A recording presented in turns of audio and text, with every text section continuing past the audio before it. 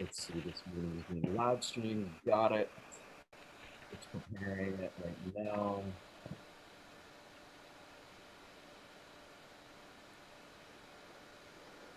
All right. It looks like we are live.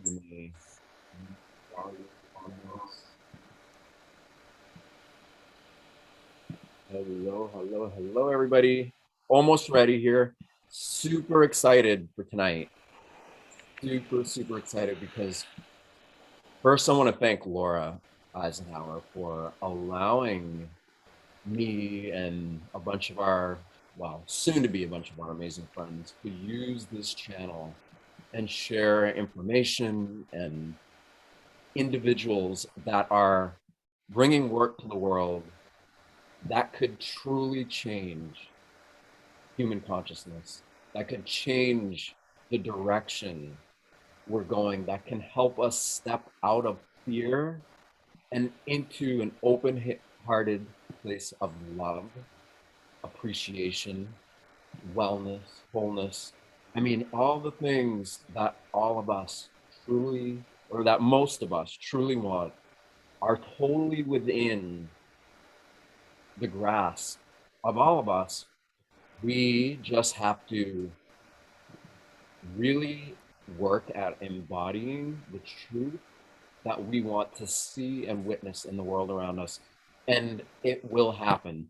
And so that is a long way of introducing this whole thing that we're doing, but that's a lead into this person that I have here now. Okay, for those who don't know me, my name is Seth.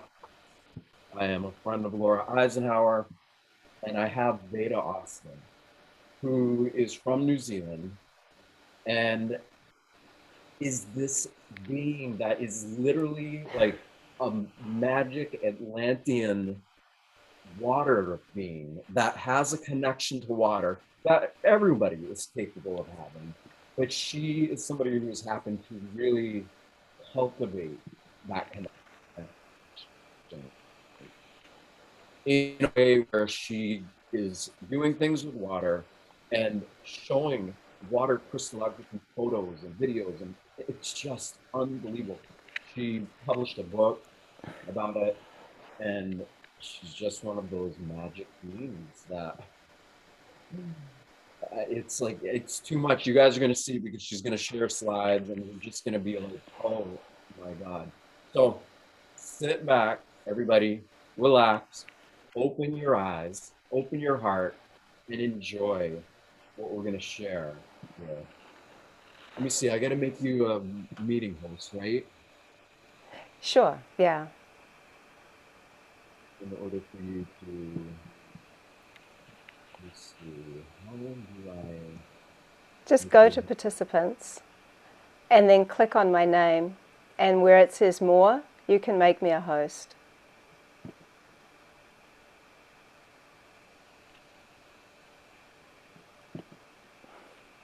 Make co-host or host, it doesn't matter probably, right? Wait. Co-host is fine. Yeah, that should let me share, whatever you like. Okay. Cool. All right. Well, thank you so much for that lovely introduction. I'm always very humbled when you introduce me. So thank you. For everybody that doesn't know me or what I do, I'm a water researcher, and I have a very deep personal relationship with water, in that I believe that water is source, not a resource, and that with the work that I do, which is very simply, I take photographs of water that has been frozen after it has been influenced in some way. And so kind of springboarding from Masaru Emoto's work, where he took microscopic photographs of flash frozen water after it had been influenced by a positive or negative influence. That's probably the easiest way to describe it. So you could see that, I'll show you. I've actually got a screen, a slideshow that I can share. So I might just do that and talk through it, which is probably the easiest way to share about who I am and my journey with water. So as you know, many of you I'm sure would have seen Masaru Emoto's work. He was one person that inspired me, and his work was very much seen in contrast, as you can see here. So, like I said, this is flash frozen water that has been responsive to words that are negative and words that are positive, and a lot of his work was seen that way. That's the, What was that? So the difference between your work and his, I mean, there's lots of differences, but this is microscopic, where you're not using a microscope. No, I don't. Mine's macroscopic. But this was some of his. So this is another person that inspired me to start my journey. His name is Laurent Costa, and he wrote a book called Journey in the Heart of Water. And what I loved about his work is that even though it was microscopic, much like Emoto, he had a different idea and thought and ethos about the way he interacted with water. He didn't want to experiment on water. He didn't want to force his own consciousness upon water. He actually simply wanted to invite water to share whatever it wanted. And so without intentional influence, water showed him imagery like these happy faces, this perfect heart. And these are all microscopic, so you can see them under a microscope. And when you see imagery like this, faces and hearts, they make you feel something quite different than when you see geometries or when you read words. And so that was something which is really unique. And so for 15 years of my life, I worked as a professional artist. I painted big oil on canvas paintings for hotels, restaurants, and companies. So I see the world with a very artistic lens. So this style of the way in which water expressed when it froze really appealed to me. And so my third influence or inspiring person and pioneer was a man by the name of Thomas Hieronymus.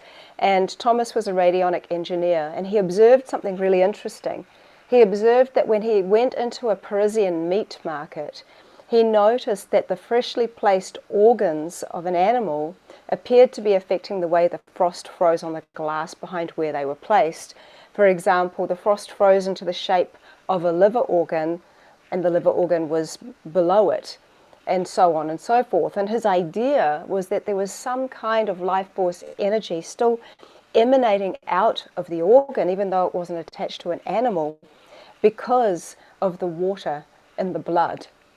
And so this was encouraging for me, because 8.5 years ago, which is when I began this journey of photographing water, Thomas's observations were macroscopic, and also in alignment with Rudolf Steiner, who suggests that people observe the frost that freezes on a butcher's window compared to that of a florist's. So back then, I didn't have a microscope, but I had some fabulous water. I'd had a healing journey with water, so I used that water, and I had a petri dish, and I had my imagination, because I always suggest to people, don't believe everything you see and read. Try it for yourself if you can.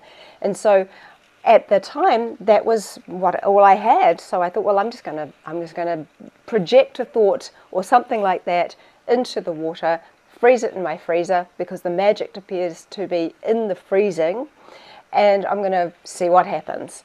So I had a petri dish of water, and I held it in my hand, and before I had consciously thought what I was going to project as a thought into the water, I noticed there was a little bit of fluff floating around in the water.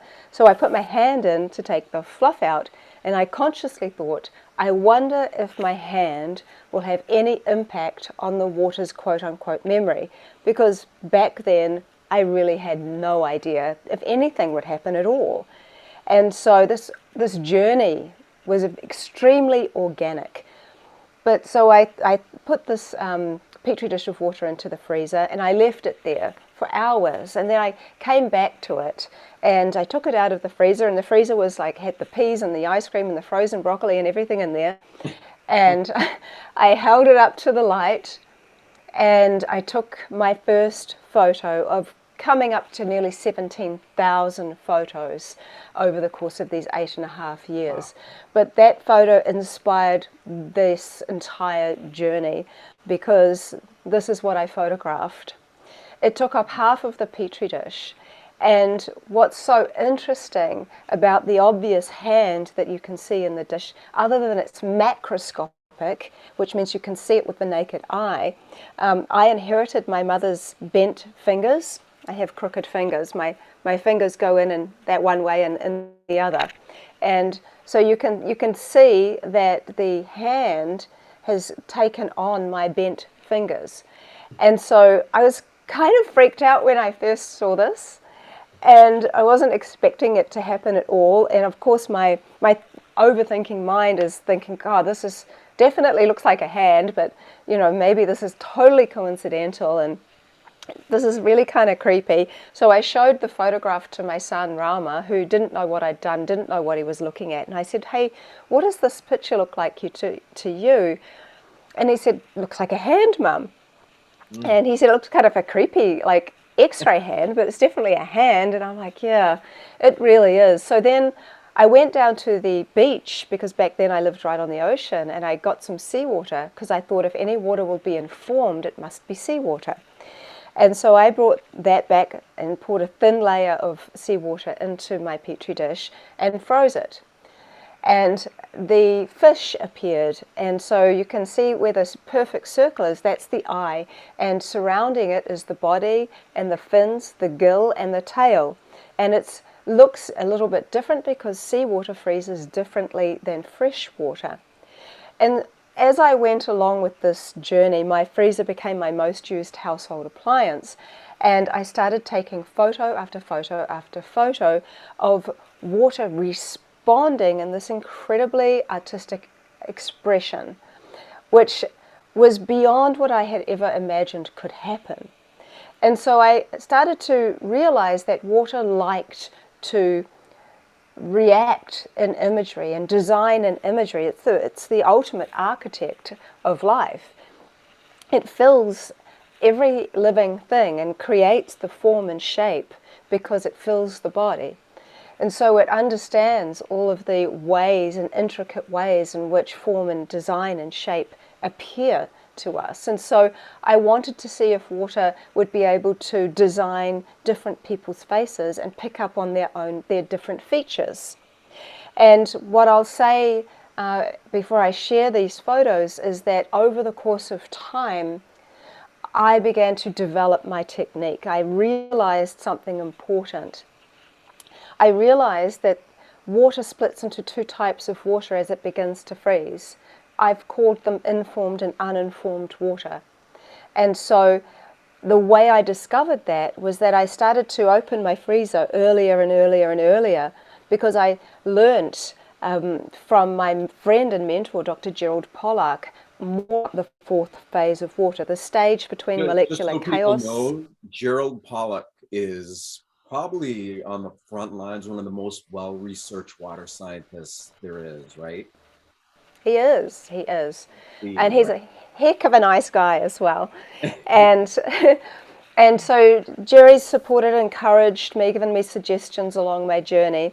But back then I was really wanting to see if there was a stage I was missing, the stage between molecular chaos, which is liquid water, and molecular order, which is ice.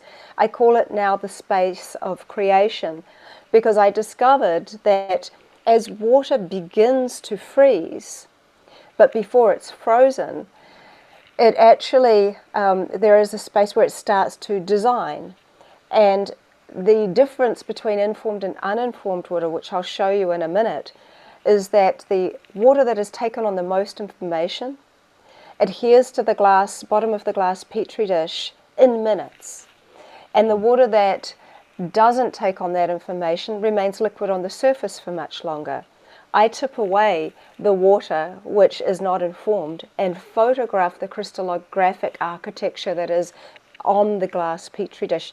This has now given me an incredible 3D clarity of water, which is really remarkable, and it has kind of a quantum leap from completely freezing water. So you'll see the different transitions in these faces. So this image on the right is the photo that I used to inspire the water.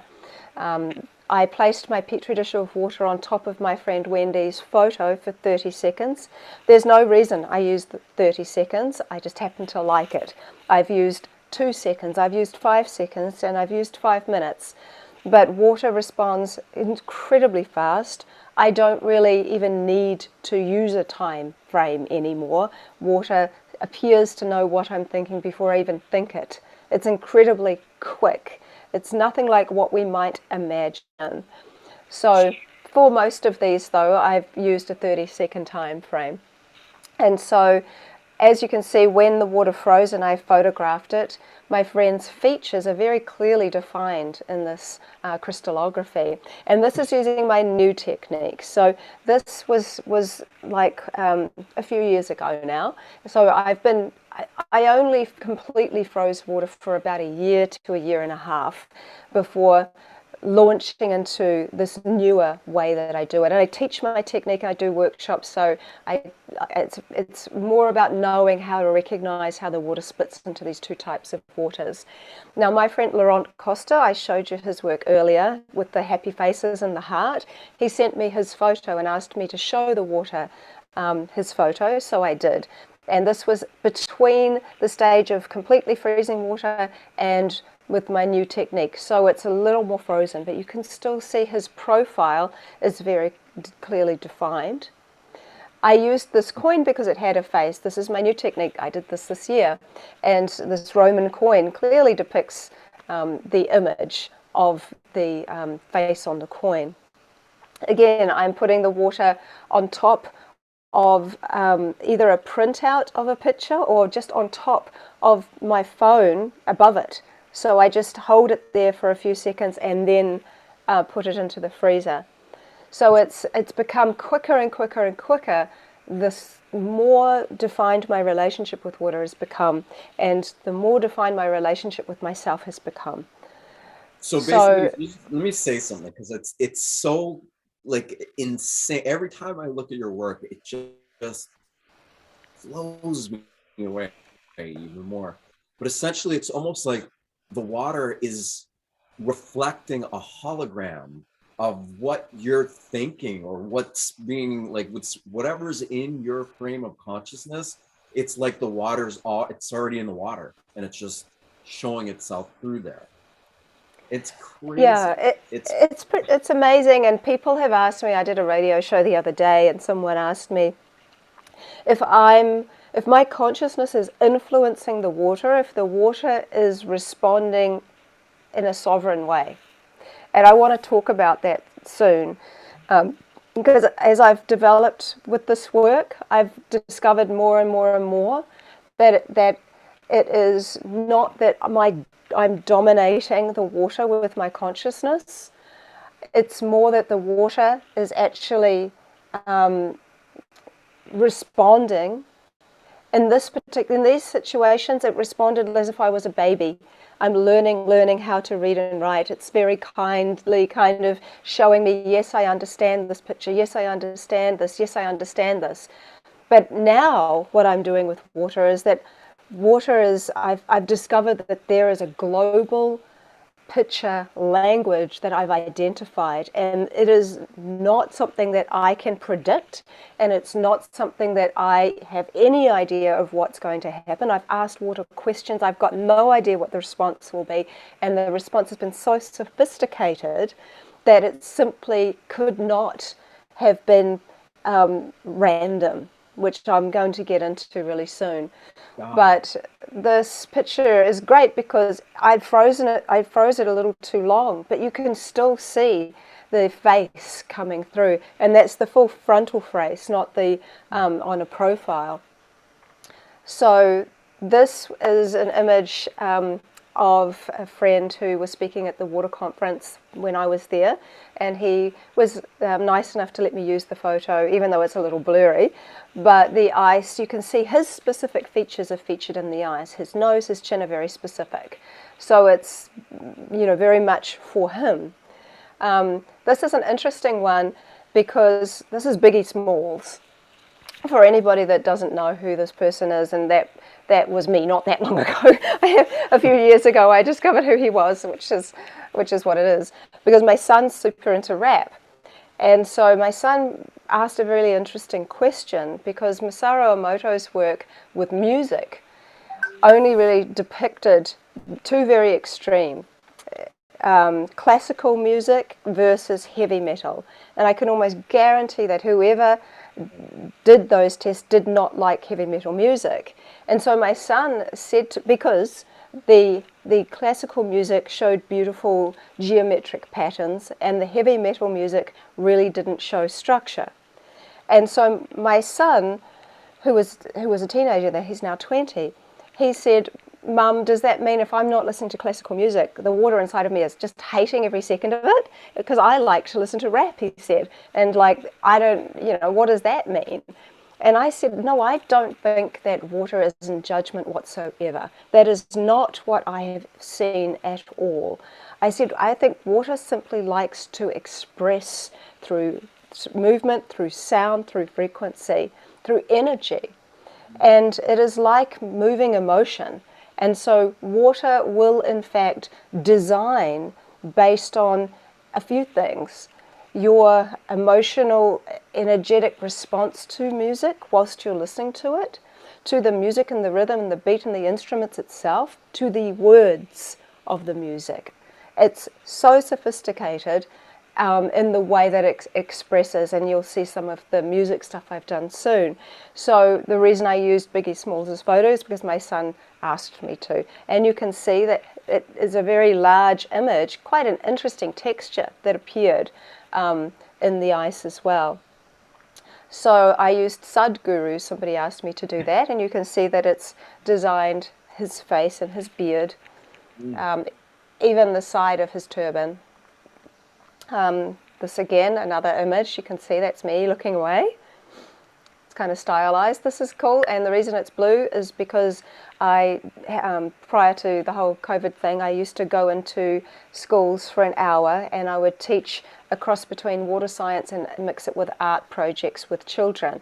And I would invite the children to add some drops of colour to the water, so it was kind of fun. And then I'd go away, freeze their samples of where they had projected something fun into the water, something they loved or liked or anything, and I would freeze them and I would donate them back to the school. And so this is what happened. My children had wanted to add some colour into their one, and this was the image that appeared from their photo.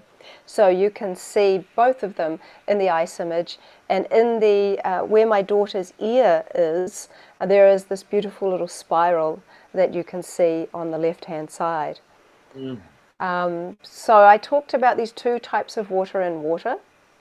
So you can see here, there's the ice layer and then there's the liquid layer. And I liken this to, if anybody has ever done this in school, I call it a glue and glitter picture. So you get a piece of paper and you might draw a heart or a shape with your glue stick. And then you get some glitter and you shake the glitter over the picture. And then you shake all the glitter away, and then you have a glitter picture of a heart. So the glitter is stuck to the glue, and some has come away.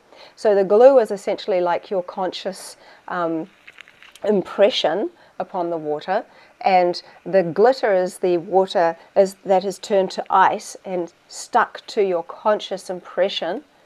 And the other glitter that you shake away is like the liquid bulk water that I tip away. And so that really makes a huge difference to the clarity of the work. So you can see how my old technique is still very clearly a hand, but the new technique depicts such a lot of clarity. You can see that this is an arrow. My son's name is Rama. We were talking about Lord Rama from India and how he always has a bow and arrow. And so this is from the projection of an arrow that my son did. He even took this photo. So you can see it almost looks metallic, like a metal arrowhead in there. And you get this kind of light aspect coming through, and you get different colors coming through because there's a thin layer rather than a thick layer. And so color and light can play into this beautiful artistic expression of water. And as water begins to freeze, if you freeze it too long, layers of ice start to kind of layer over the original imprint. And so by doing it early, you get to see what water first designed, which is so important. So these are just examples of influence and response. They're very clear. I put an egg into the water. I removed the egg and then froze it, and you can see the water is clearly designed the egg shape. I did this with some scissors. I mean, there are so many different things I've used over the many, many years. And you can just simply see what's going on here. The interesting one with this one is that the bread knife was the inspiring influence, shall we say. The coasters in the background, they were just there. I wasn't paying any attention to them, but water has designed them in the background. So what it's suggesting is that water is a witness to much more than just what our focus is on, which is interesting. I wrote the number 4 for fourth phase water and got the 4. I put the petri dish of water onto the grass, and that is the result. And so these just are, I'm going to give you, they're just some examples of work I've done with the ice image on the left and its inspiring influence on the right. And also, just so people know, at the end of this, because we're live right now, we'll do, if you're up for it, Veda, maybe a few questions. Yeah, absolutely. Yeah, that's always fun. So the I one, essentially what I did with that was that I was cutting onions, and I had, I was crying, and there was a petri dish of water. Nearly always I have one on my bench, and so I collected the tears into the water and I froze them, and so it looks like my iris, the design that appeared. You can see I put my thumb into the petri dish of water top right, and you can see how the thumb is designed. But what's interesting is that there is a chip at the end of the nail in the ice, and I actually chipped my finger 3 hours later after doing that test on the same thumb, which was really interesting. The top right is really interesting because I asked someone who was newly pregnant if she could drink some water and leave me some to photograph, and for her to think about her baby as she drank the water. And the image you can see matches actually the embryo size and gestation, which was really really cool. The one in the middle, the eye of the owl, was really cool because we have, back in New Zealand, we have these beautiful books of birds, and so this was a big close-up picture of an owl, and so I got a piece of cardboard and I covered half of the owl's face, and I put the petri dish of water on the covered cardboard, so it wasn't actually touching any of the illustration or any of the photograph. And what water designed was the other eye. So that was really, really interesting. And the dog one looks like an etching. It's so cool. But there was a dog bowl in a cafe, outside the cafe, for thirsty dogs. And I asked the woman, I go there a lot, and she knows what I do, so she didn't think I was that crazy, but I asked her if I could get a takeaway cup of some of the water from the dog bowl, because a schnauzer dog had been drinking from it, and I thought it'd be interesting to see what happened. So I took the water home and froze it, and that dog appeared. they just kind of go on and on. I've used all different kinds of inspiring influences from media, like I put a petri dish of water in front of Batman the Dark Knight and left it to quote unquote watch it, and you can see it designed Batman. And I've used music, I've used numbers and words, and I've used thoughts, emotions, sounds, all different kinds of things. So pictures and photos, and they go on and on and on. And so you can see in these images that these are not random. They're not coincidental, because I have over 16,000 of them.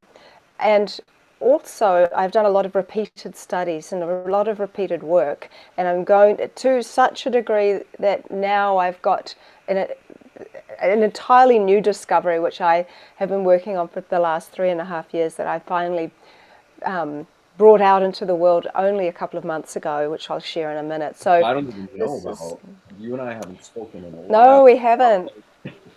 Yeah, well, it's pretty incredible. So the observation of intelligent conceptual artistic expression. So why these are important is that I wouldn't know, even as an artist, I wouldn't necessarily have an idea of what free energy would look like.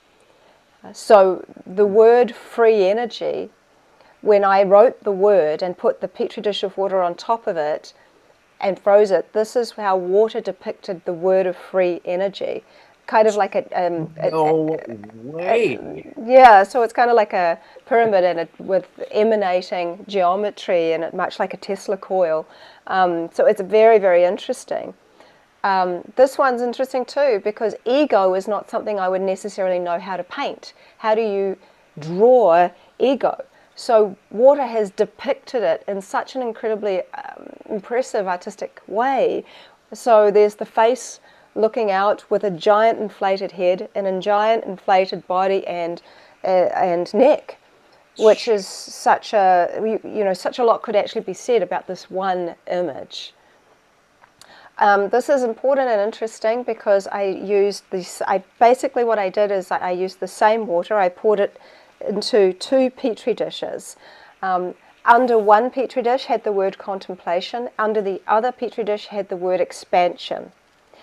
And I put them both into the freezer at the same time. I got my daughter to help me because it's hard to photograph things at exactly the same time. So when we pulled them both out, because the ice melts very quickly, you have to take photos fast. I'm not taking hundreds of photos and choosing the best one. I can't, because the water does melt really quickly. I usually can only take between 1 and 3 photographs max, and they will look very, very similar.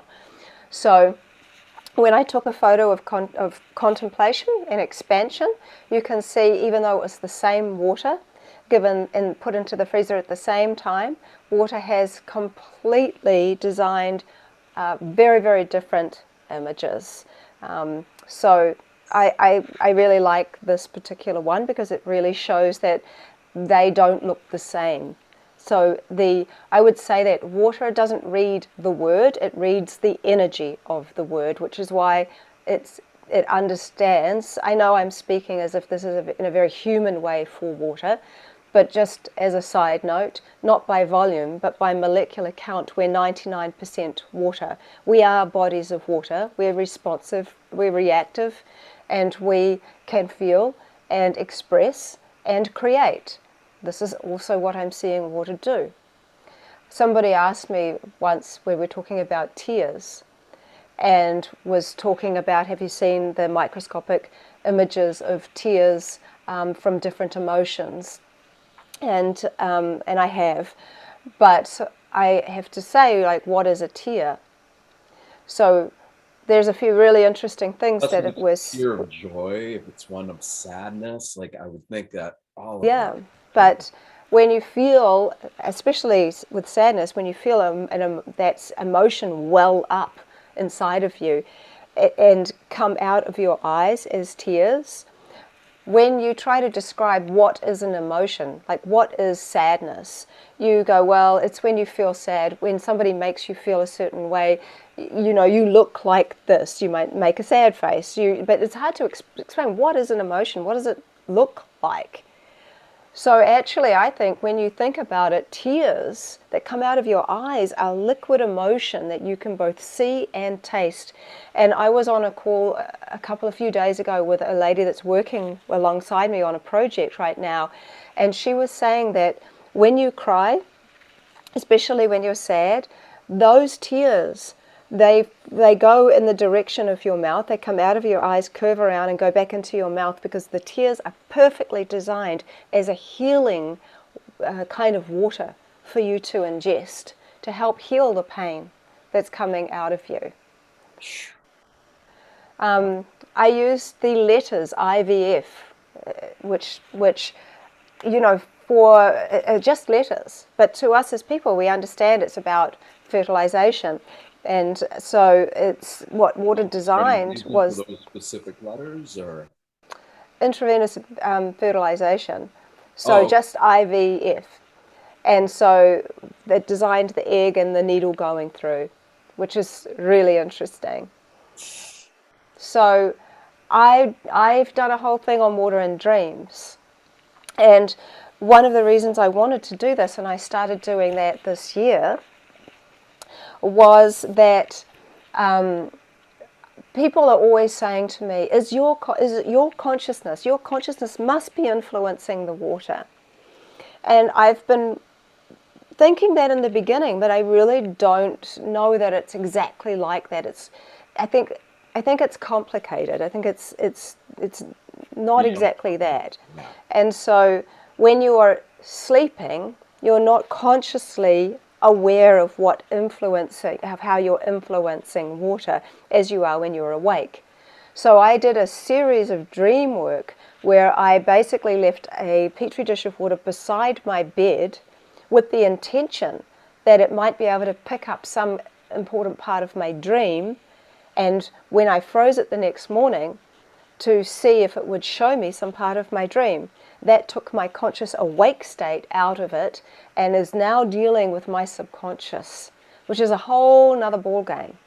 So this is what one of them. So like I said, last night I dreamt I was in a sailboat as it made its way through large waves, and it seemed to go on for ages until we finally got to dry land. So you can see there's a sailboat and you can see the waves in that. And so I went through a stage of I watched the whole series of Sweet Tooth on Netflix, and obviously that had imprinted into my memory and my subconscious. In my subconscious, I dreamt of that particular baby, and so water picked up on that. This is one. Just that in and of itself is a lesson for people to be aware of. She watched a video series, and it imprinted itself into her perception, and that's what it came out of the water. Like, mind what you watch, people. Be very conscious of what you watch, because you are imprinting neural networks that reflect what it is you're focusing on. It's a big deal. It is. So last night, well, this isn't last night, but this is when I wrote this. And I woke up a few times, but anyway, I dreamt that I heard this little squeaky meowing noise, and I looked around and finally saw this tiny little baby that looked like half cat, half otter, and had super silky fur. And I picked it up and went to find its mother, and I came across a sheltered area full of leaves, and the mother was there feeding her babies. She looked at me lovingly and wasn't afraid, and I put her baby back and watched it feeding for a while before I woke up. And so this just looks like a silky creature with little babies, and that solid block of silky black is so clear. It's so interesting how the light works with the ice and how it defines things so clearly. And there have been times I've actually, on my website, people can now get the PDF of all of the dream work that I did, and all the dreams and all the images, because there are quite a number. And what's so cool, I think, about the dream work is it suggests that water accompanied me in some way as the observer whilst I'm seeing something in my subconscious state. And because water is not only a liquid, it's also in the air. There are many phases of water. It is I often think about water as the observer, and I say that for a number of reasons. But water as the observer is not in judgment, it is observing, and we have the ability within us as human beings to observe ourselves. It's one of the many tools I've used to get through life, is that when I'm having some reaction to something, I can observe myself having that reaction, and never am I in judgment as the observer. It's not the nature of the observer. I'm simply observing, going, gosh, well, I wonder when the first time you ever felt like that was. I wonder this, I wonder that. It's not saying you should do this or you're bad or any of those things. And I think there are two types of water in people, just like there are two types of water in my petri dish. I think there is what you could term as the spirit molecule, or molecules perhaps, or essence water that is always with us, that is our essence, and then more of a bulk water that flows through us, that is the kind of like witness to all of the processes that we're going through, feels all of the things that we feel, and is also then released from the physical body. And I can't prove any of what I'm saying, what I'm about to say, but it certainly makes sense to me, is that I think that either upon death or when this happens, death occurs, is that essence water, and because we know so little about water, science tells us that at least 70% of the water on the surface of Earth, not including primary water, was seeded to the Earth from meteorites and asteroids, essentially making it an alien substance which we cannot live without. And we know so little about it, and it has over 60 anomalous properties. Water is the rebel element. It defies the laws of physics and gravity because it expands when it cools, and it can go up trees. And so this substance, of which is made of two feminine and one masculine atom, two feminine one masculine, because the two hydrogen atoms are in the state of levity, and the oxygen atom, which is masculine, is in the state of gravity, and while they come together to create balance, which is why I think water is actually more in balance than either masculine or feminine. I think it's in perfect harmony. And so this amazing energy and life force energy that I'm talking about, I think that because we know so little about it, it's highly likely that other than there just being four stages, liquid, solid, gas, and a plasma or a type of gel, that fourth phase of water I talked about, I think that there's probably many more, and I think it's highly possible and probable that essence water, our spirit essentially, or what holds onto our spirit, because I think water and consciousness are so intertwined and interconnected that they look like the same thing, like salt and water in the ocean. The ocean is the ocean, but there is salt in the water. You can taste it, you can't see it. It's all one moving thing. And my friend Moses says that he thinks water is the glove on the hand of consciousness. So I think that they're very much intertwined. And so that this essence of type of water goes from a liquid into some kind of vibrational vapor, not needing to be heated the way we see vapor, and exits the body and as a gas. And as a gas expands, it cools, which is why people would say that they feel spirit as cold. But I've also interviewed a number of people who have near-death experiences, and they've said very similar things. They've said that as they have this rising feeling and they begin to observe their body, again, they become the observer, because I think that is essentially our nature outside of being in a physical body. The nature of the observer is not in judgment, but to observe. And so as they have said, that as they rise above their body, they are instantly detached from the physical body whilst it's being resuscitated. 3 of them have said, they've all said, oh, look at that poor person, I hope they're going to be okay. They have no idea that that's what they were inside. And then one person who I interviewed, he talked about, because I wanted to know if there was water in the afterlife. And so he said he went through this kind of holding place after observing his body. He went through this kind of corridor. He said it was kind of like the airport before you take off somewhere new. And he went through a corridor. I'll leave a lot of that out. But then he met with his grandfather and his son who had passed and his grandmother. And he was in a subtle body. So he could see he was in a body of shape or form, but it wasn't in the physical type of form. He went into this place that looked like heaven on earth, which was beautiful mountains, and he saw this crystal stream. He said he'd never seen water look so clear. There was snow on the mountains. And then over time, some various things happened, and he spoke to his grandfather, and he realized he had to go back. And he didn't want to go back. So he got down on his knees, and he started crying. And he saw his tears splash on his grandfather's feet. And I thought, there's tears in heaven. There's tears in that space. Tears, I think, say so much more than we understand so far about being a kind of emotion. So communication and connection, it's where I've asked water questions and said, do you know who I am? And water designed my initials exactly in the way that I write them. The image on the right was not part of this at all. I didn't show water that at all. I'm showing you that just so that you can see this is how I actually link my initials, and water designed them new and improved. I've done this multiple times now, actually. Except I've changed it slightly to "Do you know my name?" and I've got this VA. It keeps doing it. So this is, it's not considered science, right, according to the scientific method, but you're getting replicatable results. Well, we're going to get into depth about the repeat stuff, because that's become a massively featured thing with the work I'm doing now with something I call hydroglyphs. So this is sentimental and beautiful. I asked water, because there's nothing stopping me from doing saying anything or doing anything. So speaking out loud, thinking in my mind, projecting thoughts too. I said, can you connect to my mum? And my mum died in 1999. She was a walking angel and my best friend.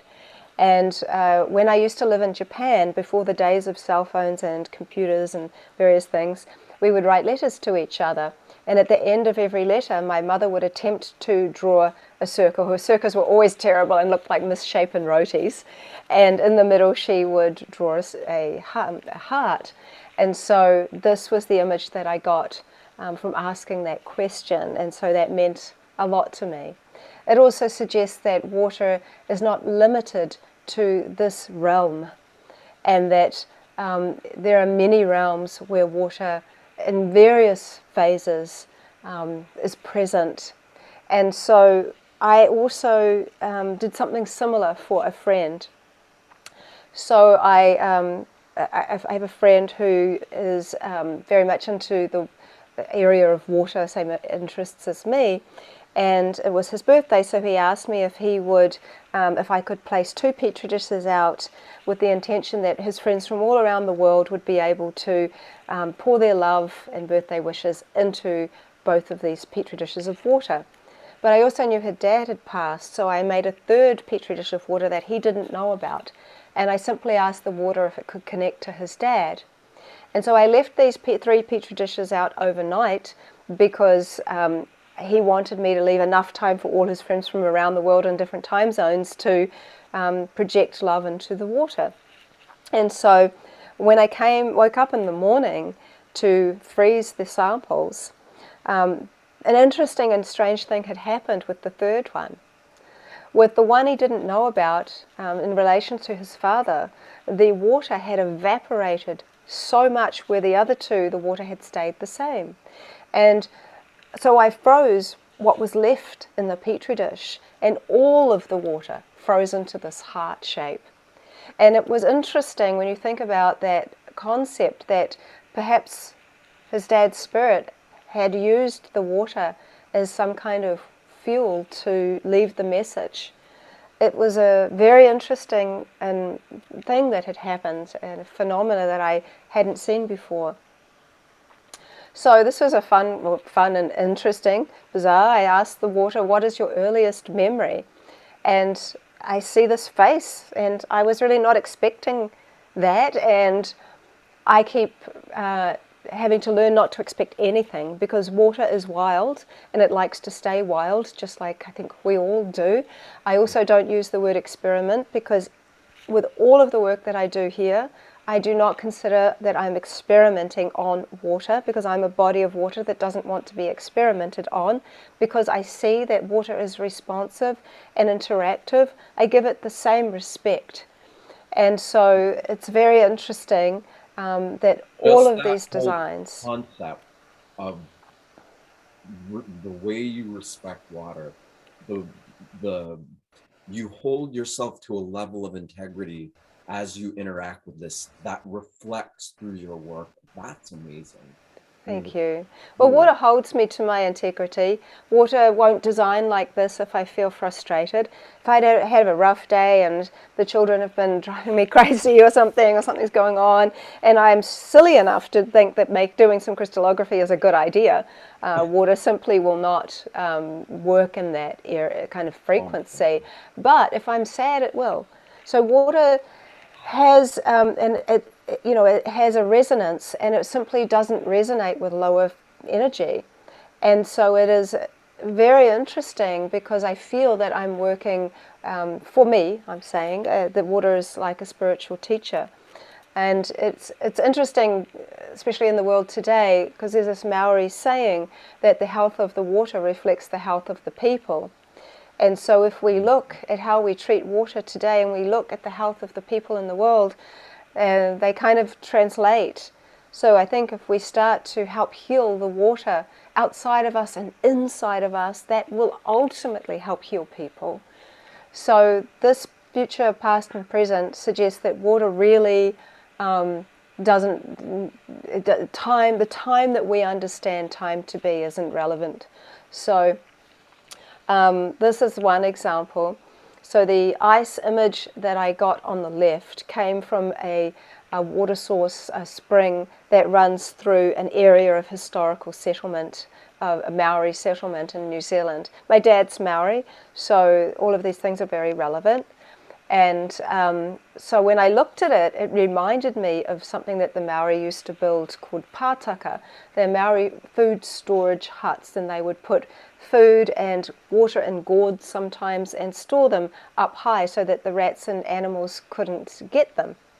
And so when I looked at that, I'm like, it really looks like a pātaka. So I started looking through historical information books and found this historical sketch that I've paired it with, because it looks so similar. And so this is from something from 100 years ago. But I've also seen water show me things that are also about to happen. So, for example, more than ever now, I don't tend to use inspiring influences. I'm more inspired by what water will show me, without me saying, can you replicate this? Can you design this? You know, it seems so primitive now compared to what I'm seeing in the water now. But I saw this perfect obelisk shape appear in the ice. And I'm like, wow, that's one of the clearest geometries I've seen. I wonder what that means, because I haven't seen that locally anywhere or anything. And then my friend came over a few hours later, and she said, hey, I've just been to this crystal shop. You're never going to believe how amazing this crystal is. And she pulled out this very large, perfect obelisk. And she's like, check this out. And she said, have you ever seen anything like it? And I'm like, well, actually, I have. And I showed her this image. And so it was almost predicting something that was going to happen. So these are just a few repeat studies using the sound of Om and water. These were done at different times. And you can see very similar patterns. So I will say that water, as it freezes, doesn't ever replicate anything like a photocopier. It's not a photocopier. This is a living energy force. It is artistic in its expression. I see it much more as if you took a group of artists and put them in a room and asked them to paint a glass of water. Everyone will paint a glass of water, but every image will look slightly different. And so this is what I see regularly. So as I've said, I've used lots of different genres of music.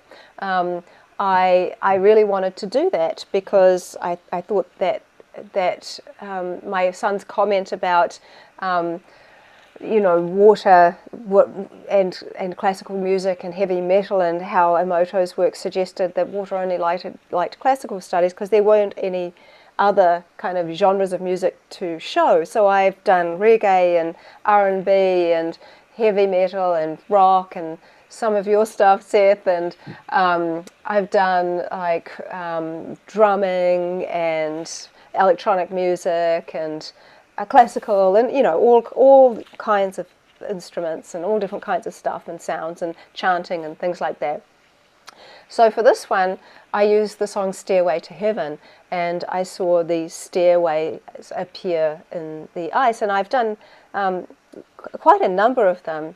And so I started to wonder. I thought, well, I wonder if the water is clearly picking up on the word stairway, but I wonder if that design means stairway. So I wrote the word stairway, and I put my petri dish of water on top of it and took off and put it in the freezer, froze it using my technique, pulled it out and took a photo, and sure enough I saw the stairway. And then I thought, well, let's try that again. So I did that again, and then I did that again. I did it 50 times. And each time I saw a stairway, I'm like, that clearly means stairway. So then I thought, well, what do you do with a stairway? You climb up it. So I wrote the words climb up and did the same thing. And I got the same response. I got this, what I now call hydroglyph, and that it is a image, it's a clear glyph that has multiple meanings and layers of meaning. And so that it means both stairway and climb up. So then I did the repeat study of the word love. And I've also used projecting the emotion of love and the emotion of stress. Each one creates the same designs. Love creates a heart, stress creates these spikes. And when I feel stressed, I often feel kind of the spiky kind of feeling in my body. And I get that sensation as well when I get a shock. So this one is very interesting because water took the heart and it took the spikes to design something from which I projected the feeling of heartache. But what's interesting is that the definition of this, if a heart means love and spikes means stress, is heart stress, love stress. So water's definition of heartache is love stress. Wow. Wow. So then that now brings me to my work with hydroglyphs, in that after having deciphered that stairway means stairway and climb up, for the last 3.5 years, and because I have to do 50 tests to see if the water will freeze in the same type of design each time to the same influence, and I always use words to keep it consistent. So I now have 31 hydroglyphs which have clear meaning, and some of them have several layered meanings, which has taken me a really long time to design. So here's like a few of them. So the top one is the coin glyph. It is 3-dimensional. It sticks out. It looks like a coin. It means money and abundance. Since we can't even know how long we've been doing this, but we've been throwing coins into water making wishes from a very, very long time ago. So I used to kind of wonder, like, why would it design in this form? What's the significance of the shape? So our connection between coins and water has been going on a long, long time. The ancient Romans and Egyptians would put 2 silver dollar coins or 2 silver coins on a deceased person's eyes so that they could take those coins and pay the ferryman to get across the river to get to Hades. So there's been this idea of coins and water going on for a really long, long time. Electrical charge is really interesting. It's very kind of like a decorative star. I see it only in salt water. The heart means love. The dagger means a lot of things. I started out with the dagger because somebody had said, can water understand different languages? So I wrote the word pugione, which is Latin for dagger, and I got a dagger in the ice. And the interesting thing was that because I've done so many thousands of these, this crystallography, I started to see the dagger in other things. And I'm like, well, I'm not seeing daggers everywhere. Like, what's this about? And so I began by starting with, well, let's see if it means dagger. And so I did all 50 tests and got this dagger image. And then I'm like, well, what do you do with a dagger? The dagger is essentially to inflict harm, so I wrote physical pain, and I got the dagger glyph. And then I wrote emotional pain, and I got the dagger glyph. And then I was like, well, okay, what about danger? What about caution? It all means the dagger glyph, and it also means knife. It took me nearly 9 months to decipher all of those different layered meanings amongst other things I was doing. But it's very relevant with the image that I'm going to show you after this. So then there's the matrix. So in an interview I did not long ago, someone said, yeah, but you could be projecting the thought of a dagger. You know what a dagger looks like. I'm like, okay, well, that's fair enough. But I don't know what matrix looks like. And I don't know what isolation might look like. I don't know what completion would look like. I don't know what electrical charge would look like. I don't know what before or after Easter might look like. That's not in there. This is just a handful of some of the ones I've got to show you what they look like. It's not the whole lot. People can get all of them on my website. But it's just to give you an idea of what I'm talking about. So it's very much a kind of global language. And I say that because I have a private Facebook group called The Secret Intelligence of Water, CMP Lab, which is a mouthful, I know, but CMP stands for Collective Molecular Photography, which means that I think the water molecules are working as a kind of collective to create imagery, much like pixels do for a photo. And so people in that group are actively sharing the work that I've taught them, and that they're using my technique. And so I sort of cherry-picked a few of the people that have had a really consistent, interesting imagery come up. And I said, hey, I'm doing this project called Hydroglyphs. I'd really love it if you could see if you see any of these glyphs, if they show up for you, and if you can help me find more of the layers of the meaning for them. And so one lady is in Slovenia, one guy is in India, and there's a lady here in the US that's helping me do this work. Everybody's understanding this language of water and seeing these glyphs and helping me find new layers of meaning. For example, what the man in India has helped me discover that the word for creation also means nirvana. I have discovered something extremely interesting, is that the hydroglyph for living or alive is this beautiful hexagonal shape. It also means gratitude, and it also means healing or healed. And what's interesting is that a man reached out to me and said, you know, he didn't have very long to live, and could I see what water would do for the word death. So I did that, and I kept doing it because I kept seeing the hydroglyph for life. And I kept doing it and doing it. I'm like, actually, you know what? I finally got a hydroglyph and I understood that death is one of the layered meanings for the hydroglyph, which also means living. It says that water simply does not recognize death the way that we do, and that there essentially really is no death because it just simply is a transition, a transmutation, because water can be polluted, but it will always reincarnate into a gas and come back into the cycle, so it doesn't die. There is no death. And so that was a very powerful thing, and that meant a lot to him. So this is interesting. So as I mentioned, there's a group of people in my private Facebook group sharing their crystallography.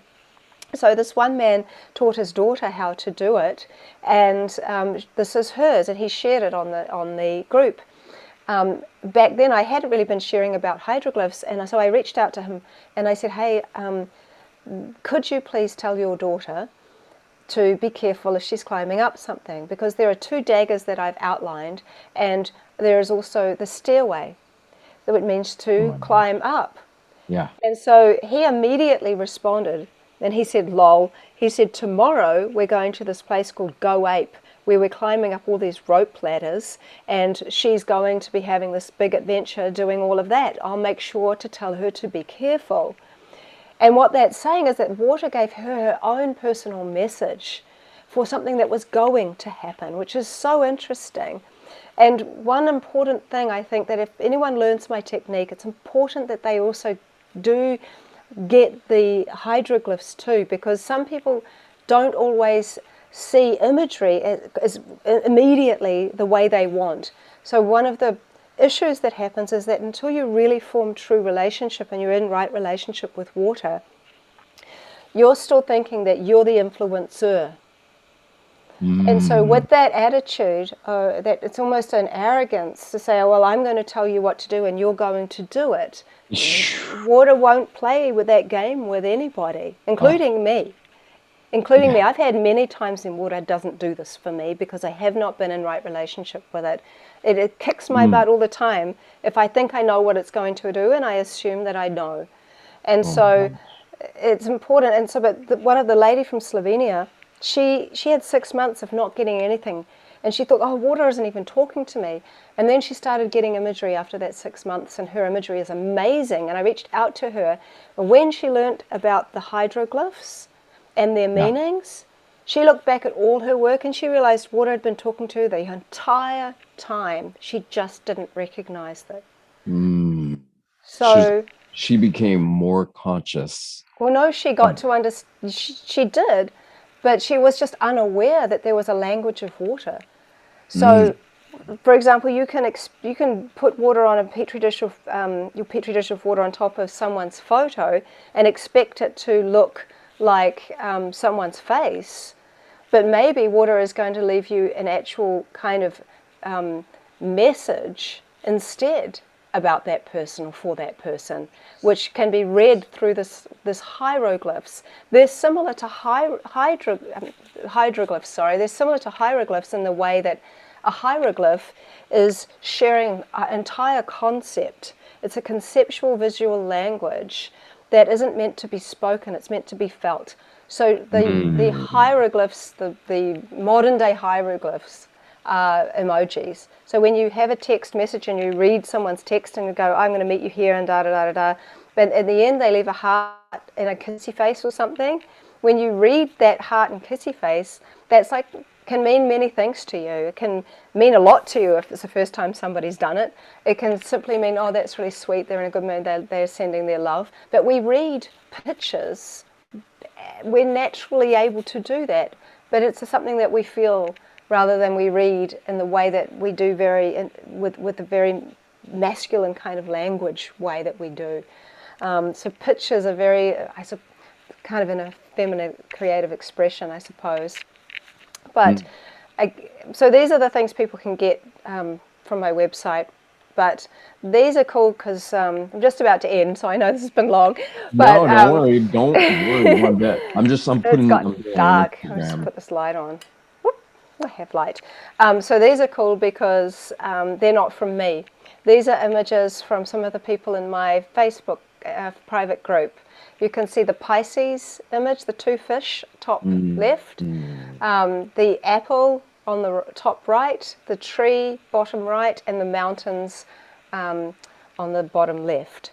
So this shows that other people can do this. We can all have this type of communion with water if we open our hearts and minds a little bit. And I often say to the very people that you're very skeptical but curious to try, is just stay in curiosity. Yeah, like a kid, like a child, right? Yeah, and because I kind of work from a threefold perspective, art in the middle, and science and consciousness, and there's an interweave of them all. When you, rather than dismiss this work, like a lot of people have dismissed a lot of projects which involve consciousness, because it's so difficult to work with that in a scientific, clinical way. Yeah. In that, rather than dismiss it as whatever, just look at it as art. When you look through the lens of an artist, you're not going, you could say, oh, I wonder what inspired them to do this or that or the other, but you can ask, what does this mean to me? You don't dismiss it as nothing, not having any worth. You can simply look at the pieces of art, and this is water's designing artistically in such beautiful expressions, and go, well, what does this mean to me? This is nature speaking. What does nature have to say? Yes, exactly. And I'll just end with this, which I think is so in alignment with my work, from Victor Schauberger, who really was one of the most inspiring and kind of men who really understood water, who really was in right relationship with water.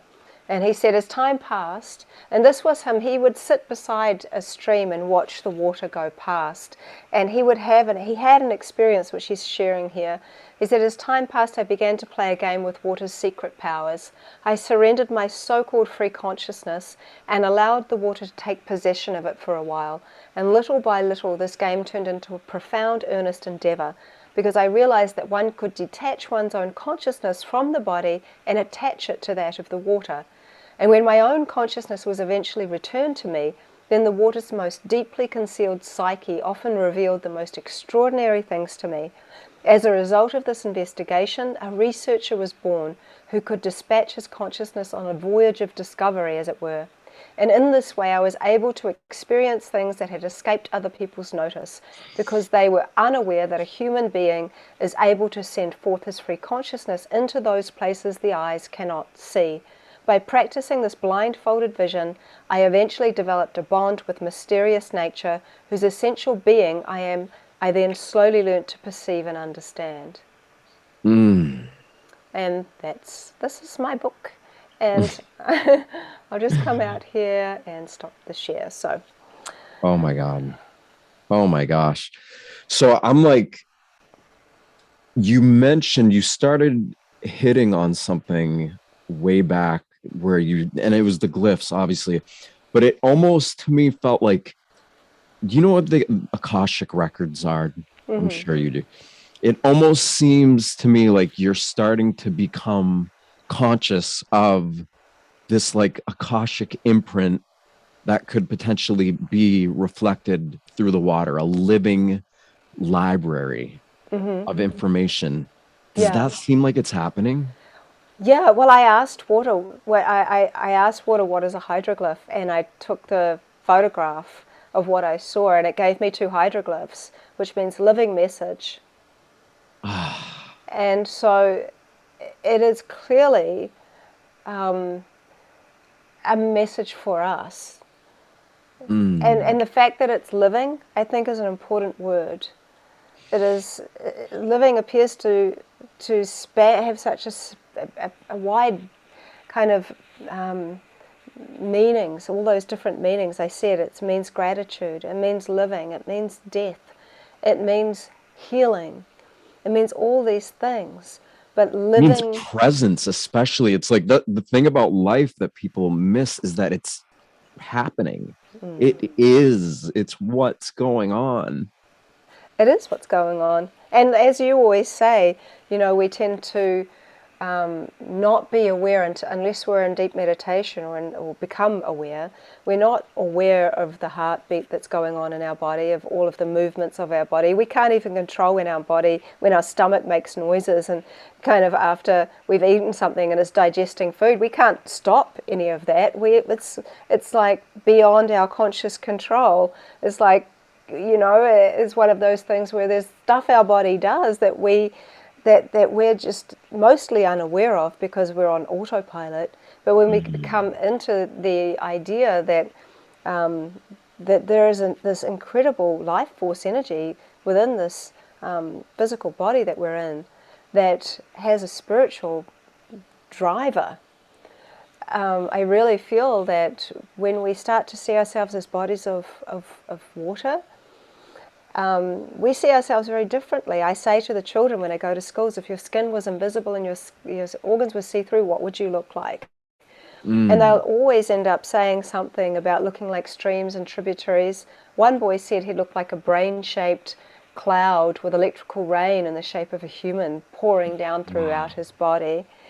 And so when you start looking at these ancient records and the Akashic records, and all of the wisdom from times of old and of times of future and times of now, I think that water is showing up in this way now for a reason.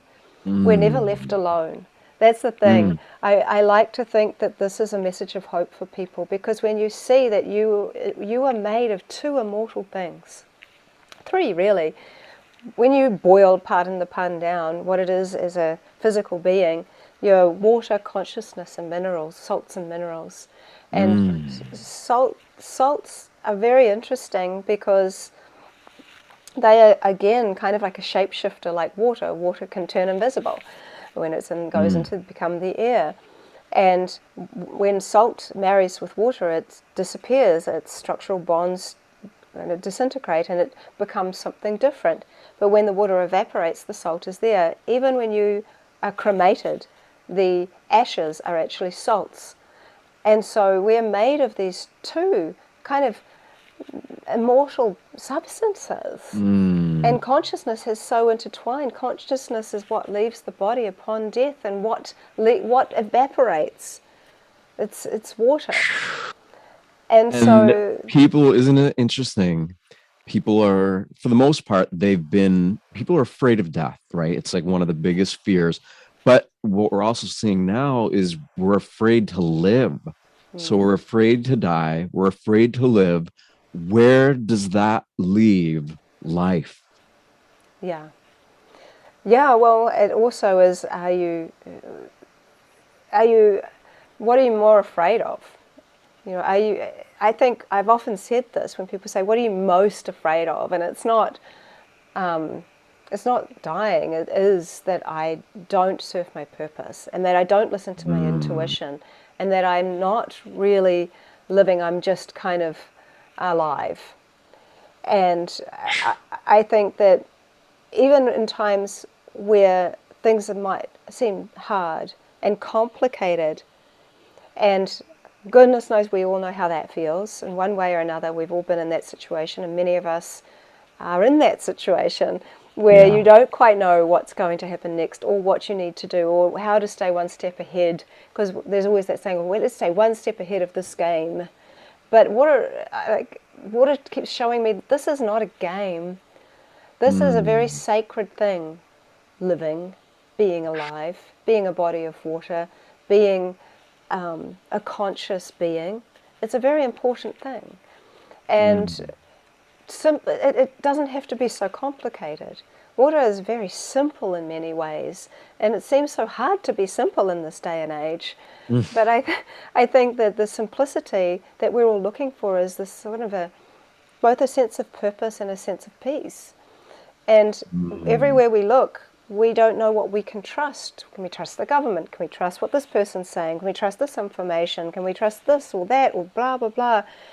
But I'm often comforted in that I know that at least with the work that I'm doing, I'm getting given messages from a whole different realm that simply doesn't resonate in a lower frequency, and that the message that I get directly from a very beautiful, trustworthy and kind source.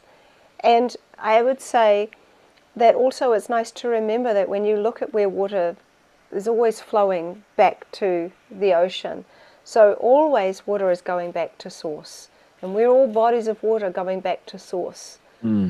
So I think that that's encouraging to think about, and that sometimes just as simple as taking a breath, like just slowing down, just like being grateful for what you have, even if what you have is simply your breath, even if you don't have anything else other than that seems any good. At least your breath is something that shows that you've been chosen to be alive, and you've chosen to be alive, and that this living energy inside of us is valid and important, no matter what you've done, no matter who you have, what you've gone through. I feel like water is so cleansing, and that we can cleanse ourselves from the moment we choose to be new. We don't have to wait for someone to tell us, you're better now. We don't have to wait for any of those things. We can be better. We can be clean. We are those things. It's just what we think. Our mind can be our biggest prison. I think the freedom we're all looking for is really just to realize that the mind is only the prison we live in. Yeah. To feel free is just opening the heart more. The tendency we keep repeating is that we keep doing what we've always done, expecting it to be different individually and globally. Right. And there's got to be new ways. If we want to walk into a golden age, I think we follow the stream of water right now. I think that that's the way forward, and that's the example that I keep seeing as just it's so, if we can all see that loving expression can affect and heal water in such a profound way. Many of my studies have suggested that tap water forms very disordered shapes and patterns, and as using that as a control, if you put that water into a singing bowl and play the bowl and then freeze that water, you'll see it's transformed into beautiful geometries and ferns and things like that, what I'd normally see in spring water. So if you can see that that works, then what you see is that if we all, or even if 1% of the world, like the percentage of how much clean water there is to drink in the world, or fresh water there is to drink, if that percentage of people in the world all went and to heal the waters of the world, even if it was just through their minds, through their thoughts, through their hearts, that could make such a huge difference to the way in which we respond. Because if you go back to what I said in the beginning, the Maori proverb of that the health of the river or the health of the water reflects the health of the people, we can start to bring the world back into some kind of balance. These are just, I think we've just been made to feel so disempowered, whereas in fact I think we have got this life force within us that we just don't even recognize as being as incredible as it really is. Oh my God, Veda, that is so amazing. Thank you. I mean, to like kind of encapsulate this a little bit, what you're doing is you're creating an example of a being that is choosing to create a relationship with a vast element, an element that is the most important element for life here on the planet, just about. I mean, they're all obviously very important, but it's alien. Like you said, it's infinite, it's universal. You are consciously choosing to create a relationship with that. You could be doing all kinds of other things, right? You could be wallowing in your misery. You could be blaming the president of this country or that country or this, but you could be focused on all of these other things, but you're instead choosing to spend a lot of your time on creating a more holistic connection and relationship to this vast, incomprehensible element. And to me, that's a role model. Like, this is the kind of example that more humans can be influenced by, because we all have the ability to form a connection with the infinite in our own way. With you, it happens to be water. You have this really unique, particular connection with water. But every single human being alive has the ability to have their own unique connection to what it is that is greater than all of us, and then live in accordance with it. And if you're doing that, and if I'm doing that, and if a whole bunch of our family and friends are choosing to do that, what can that mean for life on the planet? Everything can mean everything. It can mean that we start to become conscious of consciousness itself to the degree that we are anchoring into our being what it is that is truly sacrosanct, which is sacred, which is infinite. And at the end of the day, what do we really have other than that. Yeah, that's so beautiful. I was advised by very well-meaning people not to share my work or how to do it. And they were saying, you know, you could monetize it more, you could do X, Y, and Z, and this, and this, and this. Yeah. But one of the things I thought was just, I don't want to do that. This isn't why I do this. I want it to be accessible to everybody because I think that that is much more, that's the reason I do it. I'm not doing any of this for money. This all happened organically. It's got nothing to do with that.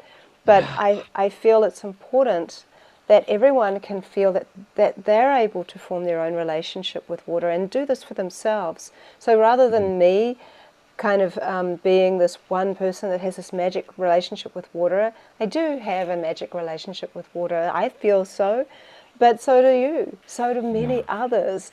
And the knowledge is so important to share in the world because so much is being hidden from us. I think it's important we start to share and empower as many people as we can. And it's a kind of way of decentralizing this entire kind of this information. Because rather it being the central kind of only sort of for one, well, I actually think you have water. You can easily get a petri dish. You have an iPhone. I just take all the photos on my iPhone. It's not going to cost you much money, and you get to experience what it is to have this kind of incredible messages in water, and have a relationship with an actual element, with an actual force of life force. Force It's of so nature. amazing. Yeah. Yeah. Oh my God. Well, I hope that everybody here on this channel, this is Laura Eisenhower's gift to her elevating community platform that she has shared with, pretty much been letting me just invite whoever I want on and talk. I really, really hope that everybody here, I hope this inspired you. I hope that this impacted you in a way that has made you feel like, okay, where are you going to focus your attention? Because whatever we focus on, we reinforce the validity of it. So if you're focusing on division or pain or suffering, you're amplifying your own perception of whatever it is you're focusing on. So you can very easily take your power back and choose to focus on something that is going to allow you to experience yourself as connected to the living universe as opposed to disconnected from your body, from each other, from all, like, no, those days are over. We're coming into a new era where it is possible that we all can have connection that's meaningful, that's balanced, that's whole, and that, frankly, is all there really actually is when it comes down to it. I want to just add to that really quick because that's really true. I was speaking to an Indigenous woman, and she was sharing with me that she could communicate with bees, and she would spend a long time watching them and their hive, and she'd stare at the hive for a long time. And she said one of the bees came out and said to her, and however it did, and it said, "Please, we don't mind you looking at our hive, but can you not look at it for so long because you're projecting too much light into our hive with your consciousness." And I think we need to remember that, and that whatever you're focused on, you're giving it more light. Think about where you want that light to go. So. Oh my God, so there's people watching. I don't know if anybody has any questions, if there's anything that you want to ask Veda or me or both of us or anything at all, feel free to do that. If not, we'll check back on this. Probably, it's, how it is after you do a video, you don't spend days coming back reading all the comments for very long. Oh, let's see here. Okay.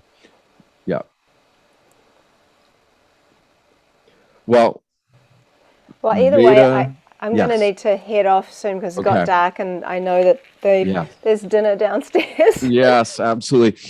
Thank you so much for coming on, and thank you everybody for being here with us. And I feel great. I feel amazing. I feel a deep sense of connection, and let's envision that rippling out into the world and bringing the balance and peace and wholeness that we know is possible. So thank you, Veda. Thank you so much. And all the links to find Veda and everything are below this video. So thank you for that. Thank you, Steve. Thank you so much. Okay. Good night.